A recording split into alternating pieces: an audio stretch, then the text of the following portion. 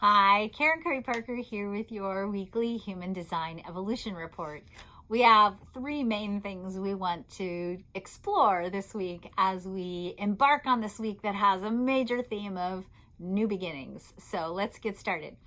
So we are, first of all, on Friday, coming out of the final shadow phase of Mercury retrograde. So anytime a planet goes retrograde, when we look at it through the lens of human design, what happens is the planet seemingly goes backwards. It doesn't really go backwards, but it seemingly goes back and revisits the themes of core archetypes, gate themes in the chart. In that revisiting, that retroactive movement, we get the opportunity to explore those archetypical themes on the internal sense, on our internal plane. So we're thinking, contemplating, going inside and looking at what role those archetypical themes are playing in our own experience. And then as we go back into the forward movement of the planet, we go through those same gates again. So it's like we go back and then we cover back the same terrain and go forward. That going forward phase is called the shadow phase. And so we're this week in the final completion of the shadow phase, if you will, of our Mercury retrograde cycle, coming to the end of the exploration of the themes we've been working on really for a good bit of the year, at least certainly for the entire month of February and March. And this theme that we've been exploring in this first Mercury retrograde cycle of the year has been the theme of relationships and the theme of, are our relationships supporting us, nurturing us? Are we in relationships that bring us what we need to be able to hold the energy and the support necessary for us to really create what we want in the world? When we look at the nature of creating right timing or influencing timing in our lives, part of what influences right timing in our lives is our sense of support. We are collaborative beings. We are communal beings. Even though some of you might have hermit energy in your chart, you still need the energy of support as part of your creative process. When I was in nursing school, they used to teach us that people are like tables and everybody needs at least 4 legs, one being you and 3 extra legs that are your support in order to stay stable. I'm not a big fan of formulas, but I do think there's a certain amount of brilliance to really assessing our lives and making sure that the legs of our table, if you will, are giving us stability and strength. Most importantly, when we are creating bigger than what we know how to do, when we are being called forward to create from a place of faith, which is what we're really all being called forward to do, sometimes if we are struggling with our own faith, we need people in our lives who can stand in the gap for us, who can tell us, keep going, you got this, you're doing a great job.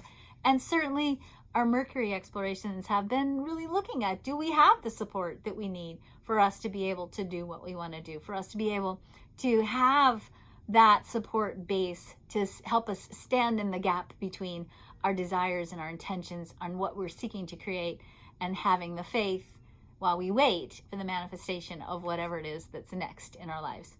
The same energy has been an exploration around the quality of our relationships and the quality of the agreements that we have in our relationships. And certainly this has this whole cycle has brought with it a potential for a lot of intensity. It's definitely been a very emotional Mercury retrograde cycle and has brought to the forefront a lot of emotions in our relationship patterns and looking at the emotional volatility or stability in our relationships and making sure, as I said, that our relationships have been a reflection of our true value, the value of who we are. In this final movement of Mercury, we are finishing up with the energy of the catalyst and then the energy of passion. So this last week, we're ready to really catalyze into action the things that we've learned from our Mercury retrograde cycle. It is time for us to really go back to our primary relationships and renegotiate the contracts that we have, the agreements that we have, and make sure that we really are engaging in relationships that serve our highest good and are genuinely rich and supportive. The reason why I'm bringing this up is because this is a theme that's playing out in multiple levels. And whenever we see a theme play out in multiple levels, it means it's happening in our personal life, but it's also happening in our collective reality. And certainly when we see these energies playing in the collective arena, it means that we have to do our personal work first, so that when we step into the collective arena, if you will, we're bringing a healthy mindset, a healthy sense of value, and we're bringing our own ability to be deliberate into the collective arena so that what we create together is not reactive and is highly conscious and aware and facilitates and supports us in crafting regulations, rules, agreements that serve not only our own good, but the greater good of the whole.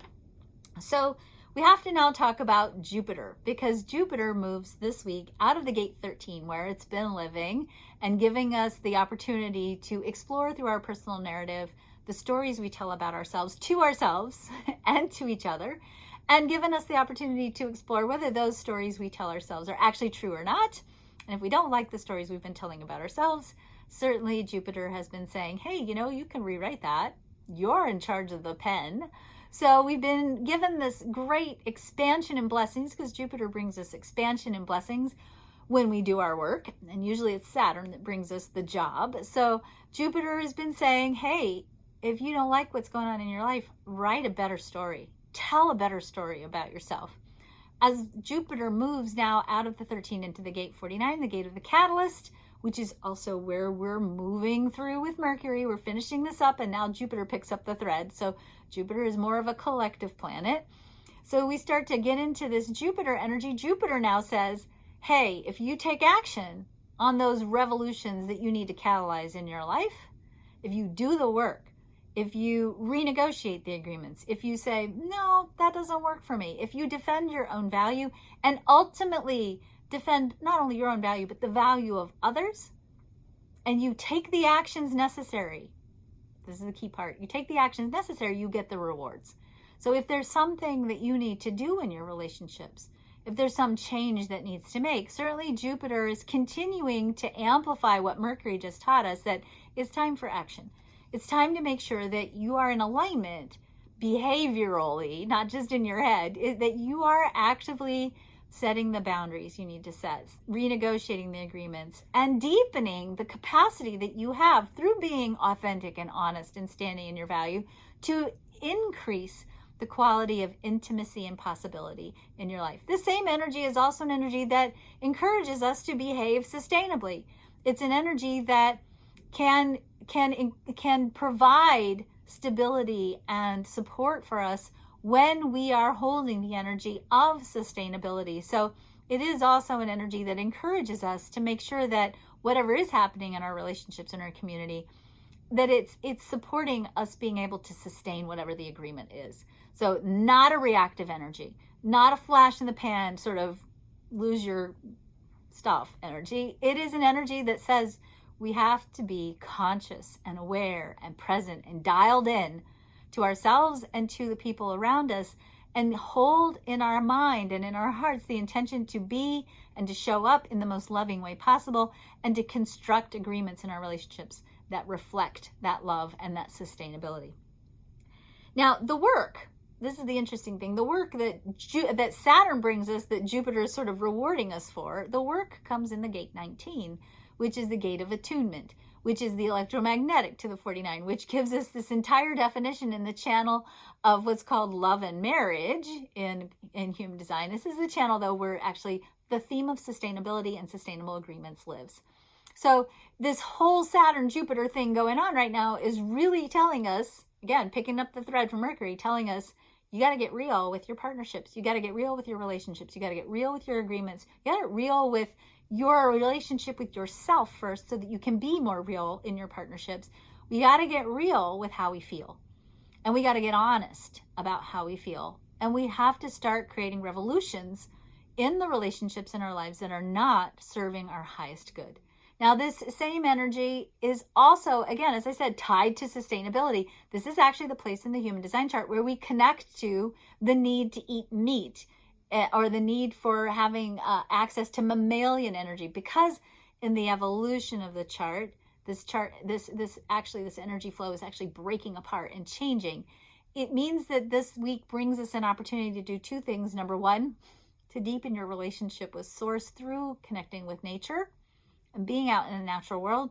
There is a rhythm in nature, a rhythm of the natural world that we can connect with, that actually can bring us to a deeper place of self-intimacy, and certainly a deeper place of connection, of being intimate with Source and to Source itself, so that when we come into our partnerships, We are being less reactive because we're connected to something bigger than ourselves. It also means that it's a good week for you to explore. Do you need to make some changes in your diet? Do you need to add more produce and fresh, healthy food to your diet in order to keep your body more sustainable?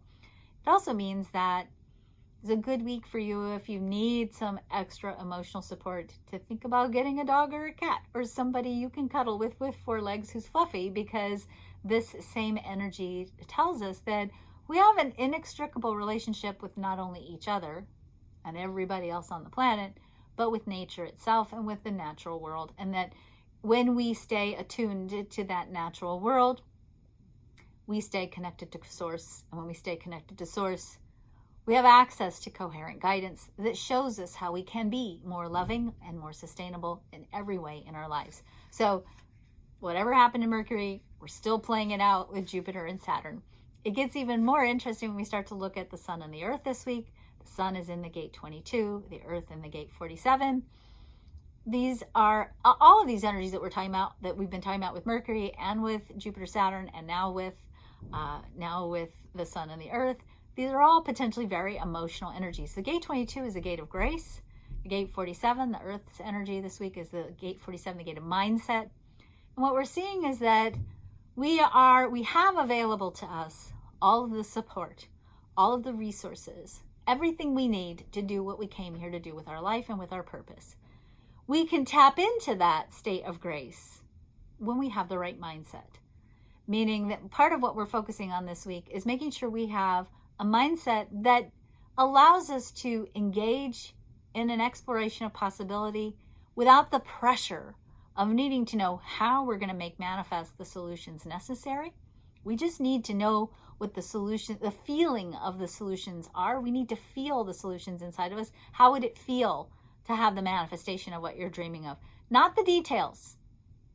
You don't need to figure out the details. You'll need to figure out the how. That's what the 47 teaches us. The 47 says, stay in a state of expectant curiosity and view your material life as if you are a cosmic detective and you are simply looking to see what's showing up in response to your state of positive expectancy.